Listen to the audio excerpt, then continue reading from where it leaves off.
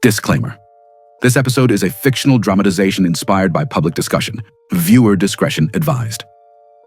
Nobody expected him to cross that threshold. Not after Cassie, not after Will, not after Monique. One man, one black folder, a courtroom already choking on an electric tension that tasted of fear and anticipation. What was inside? Names, tapes, a terrifying blueprint for total control. Hold that picture. Hold it tight. Cube met the judge's stone-cold stare. "I wasn't invited," he said, his voice cutting through the thick air. "I came on my own." The courthouse AC seemed to cut off. Even the ceiling bulbs above seemed to dim, as if afraid of the truth about to spill out. Why now? Why him? He opened page 1. Two deceptively simple, yet utterly chilling words. Green circle. A collective gasp rippled through the gallery. Jurors leaned in, mouths slightly agape. Defense papers suddenly felt heavier, weighted by an unseen dread. Cube's voice, a low rumble, filled the sudden void. "They don't recruit you because they like you. They recruit to own you." Silence swallowed the room whole. A suffocating, absolute silence. Own? How? How do you own a soul? The weapon list unfolded. Phantom scandals, careers mysteriously disappearing, midnight calls that never showed on phone bills, ghosting from trusted collaborators. Obey or vanish. The words hung in the air, a chilling, unspoken threat. Every head in the press row nodded. They'd seen too many stars fade for less than defiance. Cube paused, letting the weight of the moment settle. Then, he dropped a single name, like a stone in a glass room. Jamie Foxx. Pens froze midair, suspended by shock. Breath caught. Jamie. What did he see? What did he know? Jamie Foxx never wanted the circle. The circle wanted him. Oscar buzz still booming from his last triumph. Stadium tours sold out, his star ascendant. Then, the phone call. Caller ID blocked, but the voice, instantly recognizable. Oprah Winfrey. Compliments first, delivered like warm honey. "You're the future, the real deal." Then the insidious pivot, chillingly subtle. "But Jamie, you're blowing it." Blowing what? His chance? His life? Keep listening. The game has begun. She offers a mentor. Name Q. Jones. Music royalty. An undeniable power broker whose smile could open any door. Jamie imagines celebration. He arrives at Quincy's mansion, finds initiation. Phones immediately sealed in velvet bags. House lights unnervingly dimmed to midnight red. Guided through mirrored corridors, a labyrinth of self-reflection and hidden cameras. No clocks, no escape, only cameras blinking where eyes should be. Cube narrates, his voice laced with bitter irony.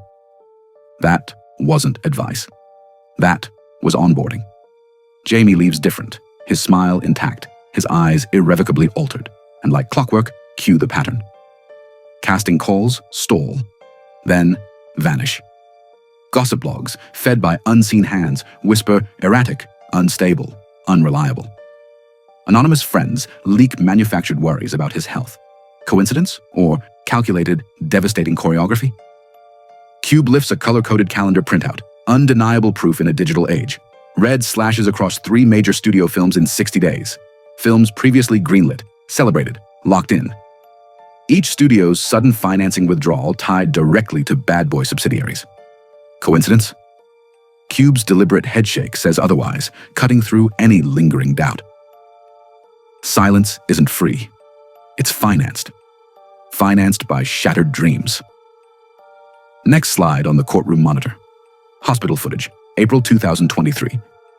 A jarring, grainy photo.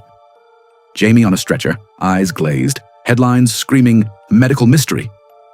Cube's voice lowers, a chilling intimacy now pervading the courtroom. Peak fitness actors don't randomly collapse days after murmuring about hidden footage. Was it random, or was it a terrifying reminder? The gallery, a frozen tableau, cannot decide which answer chills them more. Beverly Hills compound, more fortress than home. Gate code whispered at the curb. A secret handshake to a gilded prison. Jamie is ushered into a parlor lined with shimmering gold records. monuments to countless careers built and perhaps broken. Quincy sits, a picture of geniality, smiles, says one word, dripping with promise and veiled threat. Legacy. A contract slides across polished glass, no dollar figure, no terms, just a blank line marked compliance. A pact with the devil, unsigned. Jamie hesitates, his entire future hanging in that agonizing moment. A single camera diode blinks red, capturing every nuance, every tremor of his soul. Blink once, the archive lives. Blink twice, the archive owns you. Cube details the chilling aftermath. Roles dry up, but redemption carrots are dangled just out of reach. A lucrative streaming bioseries, if Jamie publicly apologizes for unspecified behavior. A global tour, if he signs a terrifying NDA addendum sealing his lips forever. He refuses. The gossip engine revs to a fever pitch. Jamie clone, AI double. The media, complicit or naive, spreads the madness. Erase the man, sell the myth. A chillingly effective strategy. Cube flips to a ledger, a digital printout of meticulous payments. Payments to health management consultants, to crisis mitigation firms. Same shell chain funding Diddy's Green Circle events. The financial web, intricate and insidious, stretching through layers of subsidiaries. Follow the money, Cube urges, his voice tight. Find the muzzle. A muzzle crafted from silence and fear, financed by complicity. Spreadsheet on screen. Red light talent. Do not book a horrifying bureaucratic blueprint for oblivion. Rose, Foxx, Singer X, Actor Y, each name a dashed dream, all flagged risk equals high. Column 2. Push wellness narrative. Column 3. Offer hush deal. A chilling protocol for managing threats. Jurors stare, eyes wide, leaning forward until they nearly topple from their seats. Defense counsel can't object. The document is undeniably stamped from a bad boy mail server. Proof. Absolute proof that erasure is administratively scheduled, a cold, calculated function of the machine. Cube says, his voice a low, resonant rumble. They don't end your career in daylight. They dim it slowly, meticulously, till you forget it was ever bright at all. He gestures toward empty defense chairs, attorneys scrambling for loopholes for any escape. Loopholes won't change the ledger, he adds, his voice cutting through the manufactured chaos. The truth is written in the numbers. The ledger lives longer than rumor, and its ink is blood. Early 2000s, long before the headlines. No flyer, no formal invitation, just a sleek black SUV. Networking, they said. The Hollywood Hills gate slams shut behind him, louder than it should, like the finality of a verdict, sealing him in. Phone immediately confiscated. No music, no laughter, no joy. Just whispers swirling through opulent holes and security posts strategically placed, watching. Why whisper at a party? Because it wasn't a party. It was a vetting room.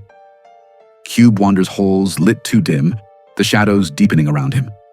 Unmarked doors sat ajar, leaking unsettling sounds. A muffled whimper, a stifled sob, a chilling thud that resonated with primal fear.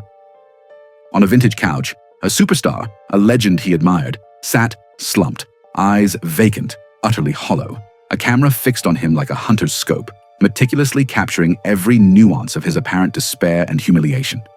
The trap identified. Exit required. Instinct screaming, Cube bolted. He ran through the dim halls, out the gate, and into the cool dawn. SUV returned him, mute and terrified, to his own home. Next day, blocked ID call. We saw you leave. No direct threat needed. The message was downloaded, chilling and absolute, burned into his memory. Diddy didn't just ruin lives, Cube tells the jury, his voice gaining a chilling, profound resonance. He filmed them first. A dead quiet falls over the courtroom. Defense frozen, caught in the undeniable truth. Cameras now point not at the witness, but at the unseen cameraman, at the very act of illicit recording. He steps center floor, his black folder trembling slightly, not from fear, but from the immense weight of the truth it contained. You built a kingdom of other people's silence, he tells Diddy, his voice a raw, unyielding growl. Called it success, but it was slavery. Cube tears a 1991 photo of himself. Bright-eyed, idealistic, naive, rips it down the center with deliberate slowness. "That version of me didn't make it," he says, his voice thick with emotion, yet firm with newfound resolve. But the man left standing fears none of you anymore. The tear echoes louder than gavels. The room falls deathly still. Reporters freeze mid-keystroke, their fingers hovering over keyboards, unable to type fast enough to capture the magnitude of the moment.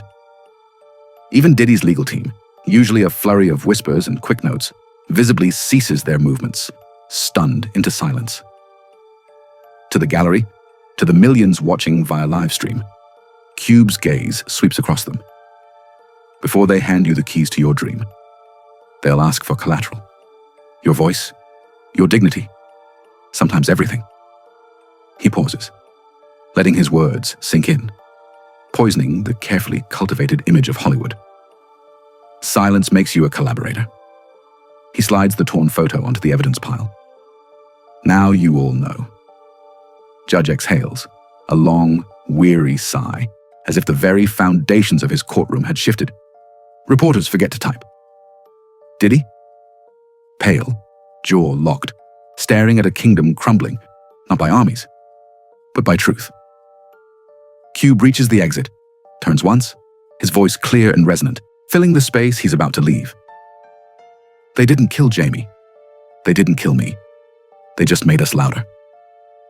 Door clicks. The storm begins. If this hit you, smash. Like so, truth outranks algorithmic spin. Comment, hero or collaborator? Where do you place Ice Cube? And share this with one friend who still trusts red carpet smiles.